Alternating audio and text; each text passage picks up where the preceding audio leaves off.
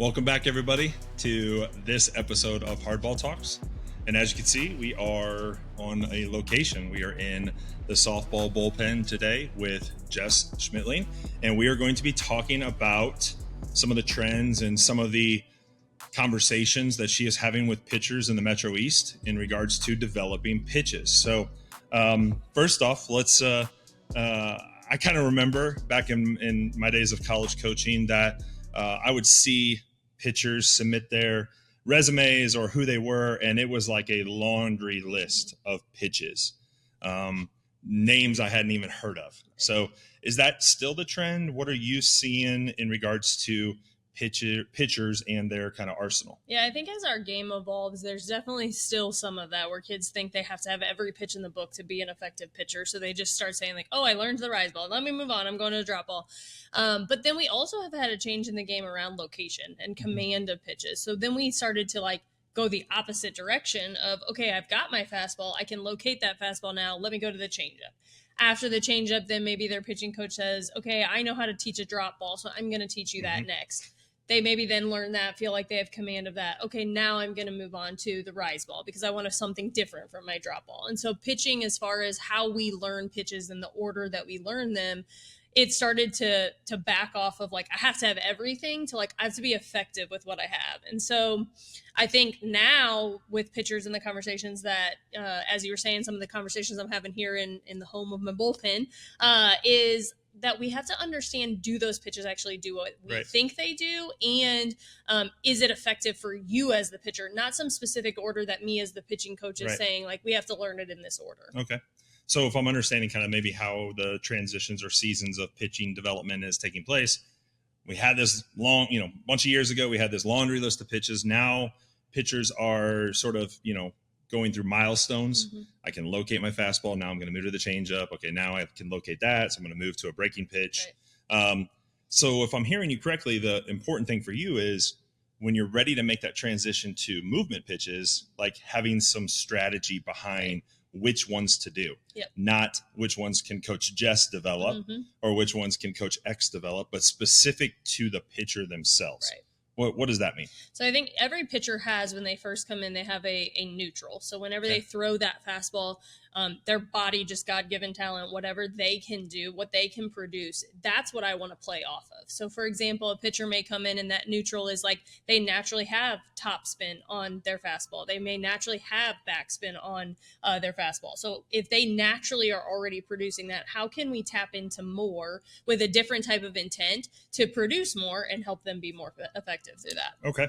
So there's a neutral. That neutral has some natural spin that just comes out of their body, out of their hands, their movements, usually is top spin or backspin. Like, okay, how do I know that? So obviously I know there's technology, but if I don't have technology, give me some guidance on how I might know that. Yeah, I think, yes, technology is great. Rapsodo use a lot of that here in the bullpen. So that number it's based off of a camera. And so, yes, technology has glitches and all the things, but overall, looking at that data has been super helpful to our pitches to really understand what they have and what is their neutral. But if you're going off the eye test, usually what I'm sharing with pitchers, because we don't have that in game, right? So we still do have to have some level of the eye test. So if there is not technology available, the best way to look at that is like a clock. So for example, if you see a pitch that has spin coming out of the pitcher's hand going downwards towards that 6 o'clock on your round clock there, then you have top spin.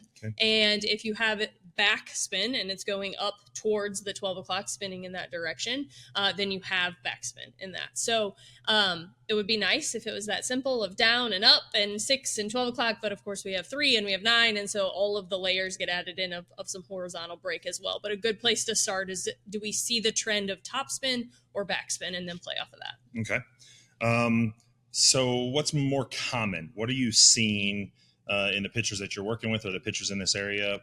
What are they generating more of? Yeah, and the neutral, I would say, for most pitchers is going to be topspin. Okay. It's just the way our hand placement is off of the ball. So if you have two fingers behind, specifically your pointer and middle finger, if you have those as the last two on the ball at release, then it produces a natural topspin. So it's rolling off of the fingers as you're producing that whip, and it's going down towards that 6 o'clock. So I would say most pitchers, in what they've learned about how to grip the ball and how to release the ball, that would be the most common neutral that we would see. Okay.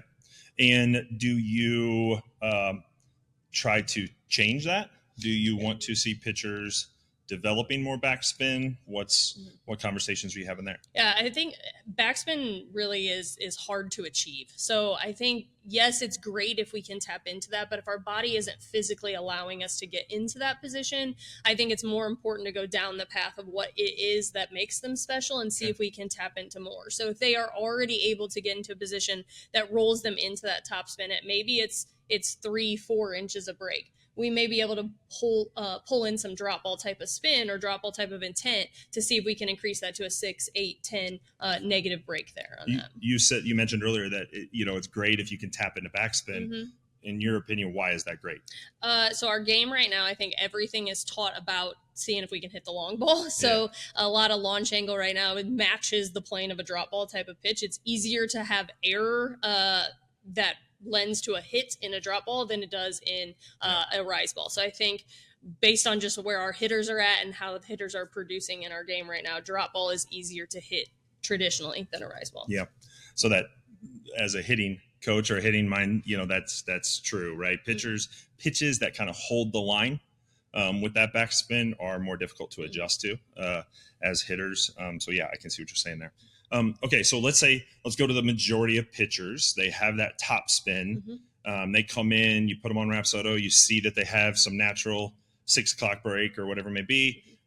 Where are you going next with them? If they talk about, hey, I want to go to a movement pitch, how are you determining where to go with them? So I think one is understanding how much topspin do we have on the fastball. That's the very first thing. So like if you already are producing 8 inches off of your fastball, negative 8 inches, like that's already above average for a drop ball. So in that regard, it maybe isn't necessary to push for an actual drop ball intent, maybe move on to something else. So then at that point, I'm looking to see, okay, from that, do we have any sort of horizontal break we're trying to tap into? Maybe we are going to go to a curve or to a screw next. And so through that, it really depends on how much drop is in there. If it's only about 2 or 3 negative break in there, then I'm probably going to go to a drop ball next to see if we can increase that intent. Because at that point, your fastball is sitting a little bit flat, might still work for you, might still be a velocity type of pitch, but then as far as the drop ball goes, can we get more and add another layer to you? Yep.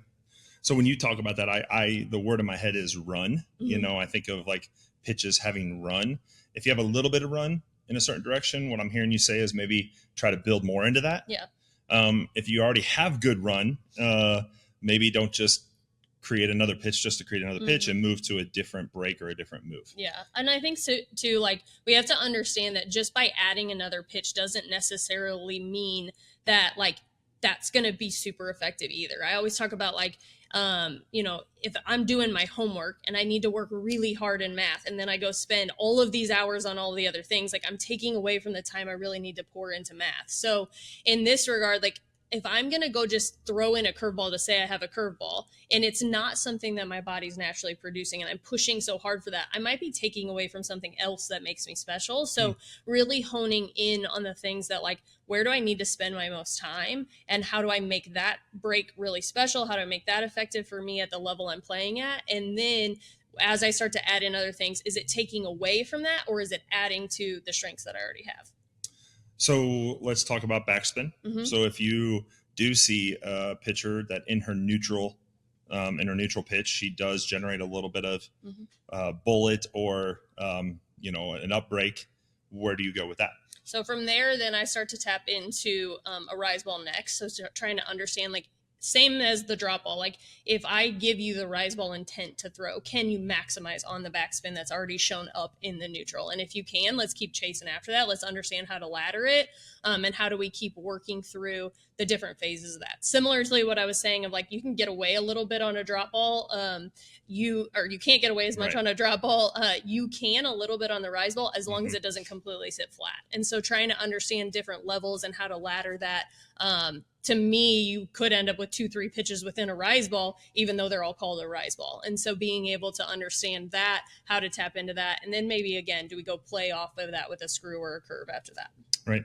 What if I don't have any break on my fastball or my neutral? What if it just sits flat? Tell me about that. Yeah, I think that's okay too. It's similar to what I was saying of like, if it's bullet, if it's true, like I'm just laying it flat right there, it can still be effective as long as we have the speed component with it. So can we use that to pair off of something that does have break? So while that may not be as clear of like, okay, now I'm going to go to the drop ball because I showed something, or now I'm going to go to the rise ball because I showed something, we still can play a little bit. We can play in the bullpen and see and understand, can we tap into something? And once we have, then let's pair that with that bullet spin that we know we have in the velocity of the fastball, to match a different level that we have with inside of a breaking pitch.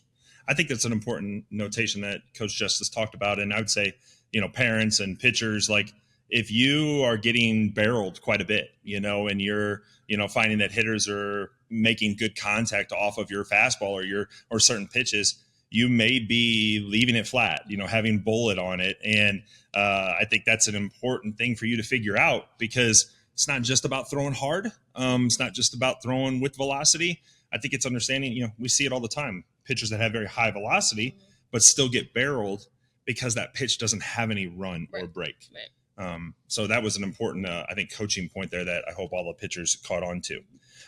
I think also with inside of like pitch calling, I think that just plays right into that, is like, if you are getting barreled, you may be too predictable as a pitcher. So while you may be working to have all of these things in your arsenal, how are you effectively using them? So if you do have that bullet and that's the first thing you go to every single batter, every single pitch, all they're having to do is get on time with you, and that's it. So why not mix in something else and then go back to that bullet? So being a little unpredictable as a pitcher, as a pitch caller, really lets you take that to the next level. And so I think just understanding, like, if I am getting barreled, am I losing that break, or is it just the fact that I became predictable as a pitcher? We'll come back to pitch calling in just a minute, because I do want to kind of go into that a little bit more. But let's go into some of the conversations that you've had in the bullpen recently. So, and I think this is what sparked this conversation between you and I. You were talking about a pitcher who came into the bullpen and was wanting to move on to the next pitch, but it really didn't match her profile. Right.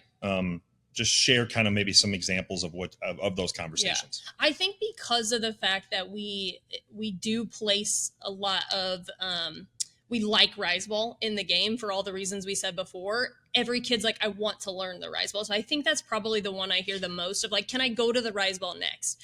And so if your body doesn't allow you to get into that position to be able to produce the backspin that's needed there, then it probably doesn't make sense. It's that concept I was saying earlier about your homework. Like, if I go try to chase that rise ball, my body doesn't allow me to tap into that, I may also be losing what does make me special in the drop ball. So I think when I hear those conversations from kids, I'm trying to understand, if it does not match in the pitch profile, how do we elevate what is in the pitch profile instead of having to sacrifice what's there to go chase after something else?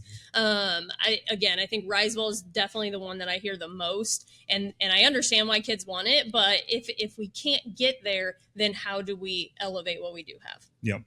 So another, I think, hopefully takeaway here is that before really going down the development path of new pitches, really understand what your profile is, understand what your neutral is, understand what your break amount is, get on Rapsodo, get with somebody that can kind of give you that profile information so that you can develop a plan of where you need to head.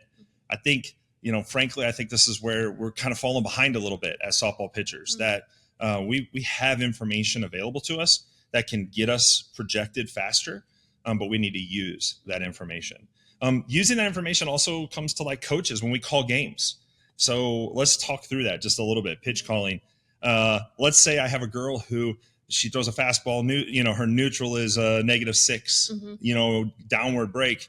I might use that in what maybe people would traditionally call a drop ball situation. So talk to me a little bit about how you help coaches call pitches now. Yeah, so the technology piece of that is like, one, getting that information to the kids and then getting it to their coaches. Whoever's the one that's pitch calling for you in game needs to understand your profile as much as you do as the pitcher. And so if you are walking into the game with a traditional mindset of like, okay, I'm going to throw my fastball, I'm going to get ahead, then maybe I'm going to throw a changeup, and then after that I might go throw the rise ball, like, it's not that simple.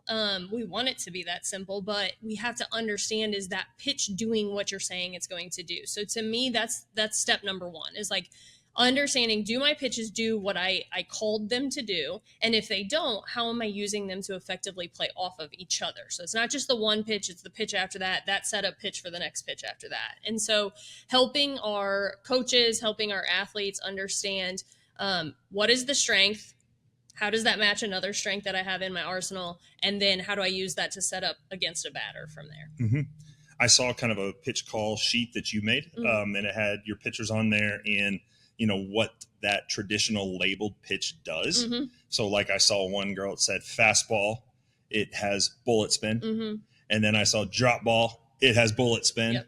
So like, what information is that telling you? How are you calling the game for her? Well, so that's a great example. That kid, actually, she's one that came into me a couple of weeks ago and was like, I want to learn curveball next. And well, she's actually tapping into a little bit of backspin that she never had before. So the identity of her as a pitcher is actually changing. So she was very much a drop ball heavy kid, 12U, 14U. And now she's actually showing she is capable of backspin. And so she is chasing a little bit more of the rise, and her screw actually has backspin too. So we're eliminating that drop and that fast, more not eliminating, but more so working that into being that speed pitch for her, that bullet pitch for her, and then using that for backspin. So a traditional sequence, I think, for her would be that we're going to go ahead and work into the batter with a screw, a righty into the batter with a screw. Then we're probably going to go change out. We're going to get that posture change off of that screw, and then we're probably going right back to the rise. If we need something with a little bit of speed, we'll hit them with the drop ball or the fastball off of that. But I think for her, this is a really good example too, because she did have a pitch caller that was calling a lot of screw and rise for her right back to back, and she was getting hit every time. And so she was very confused by that. She was very frustrated by that. And so I'm like, that's because the tunnel of your screw and your rise look so similar that you're literally giving the hitter the same pitch back to back. So you're giving them the edge. They're going to miss you on the first one, but then not having something to play off of that, and your pitch caller thinking that they're calling something different, but in reality, they're doing a lot of the same thing, led to a lot of barrels off of her. There's two real points that I took away there. Number one, coaches, the labels aren't the tell-all, right? Just because it's a screwball or a rise ball, like, they could have similarity so much, like Coach was saying, that you're not going to get the outcome that you would expect or the pitcher would expect. So you really need to understand that the label may just be what we're calling, but the actual run or movement or what the pitch is designed to do or doing is different. So prepare accordingly for that. And then the second thing is, I was thinking of myself as a coach, and I'd watch maybe a drop ball pitcher, and I would watch the hitters have no difficulties laying off that pitch. And I always wondered, like, what is that? Well, what I'm hearing you say is that maybe she's throwing a drop ball, but it doesn't really have that break or run. It's just a bullet spin pitch. It's not doing much, maybe going into the dirt, for no reason. If I don't have a ton of break, how do I want to work on it, but how do you manage that as my pitch caller? Yeah, so we have some of that. I mean, the kids that are still working to identify what their pitch profile is, but yes, we do still have to go throw in game. I think at that point, it's a lot of timing, a lot of changes in timing. So I use a lot of change-ups for kids like that maybe they have less as far as like actual pitches or pitch types in their pitch profile, but they still can be effective by keeping the hitters off balance with the timing. So that might be a changeup. That might be like, we are working to develop that drop ball, but it's coming in. It looks more like an off-speed drop ball because we don't fully have control of that just yet. And so now I have three different velocities that I can play with. I got my fastball, I have the changeup that sits drastically below that, and then I have maybe an off speed of something I'm working through in between there that can be effective too. It's awesome. Great information. Let's maybe wrap this up. So talk to players and parents. What do you want them to take away from this information? Yeah, I think it's just like our game is always growing. And so how are we going to stay a step ahead to help our kids and grow with the game? I think it's a perfect example of me. Like, if you were talking to me about pitching 3 years ago, don't talk to me about it. I just really had to dive in and understand pitching and what our pitches actually do, so that then I could talk to our kids about that. And so then our kids can go and have conversations, like I said, with the pitch callers. And that might be their catcher, that might be their coach. But I do think that we're doing a disservice to our game if we just keep chasing after names and labels of pitches without really understanding what they do. So I think that's my biggest piece of advice, is like, understand what your stuff does to help elevate you, or you're just going to feel stuck in the same hamster wheel over and over again. Wow. Great stuff, Jess. Thank you so much. Thank you for sharing that. I hope coaches, I hope you feel motivated to help your pitchers too, to get this information, utilize it, and help them become the best that they absolutely can be. So thanks for listening to Hardball Talks, and we'll see you at the next one.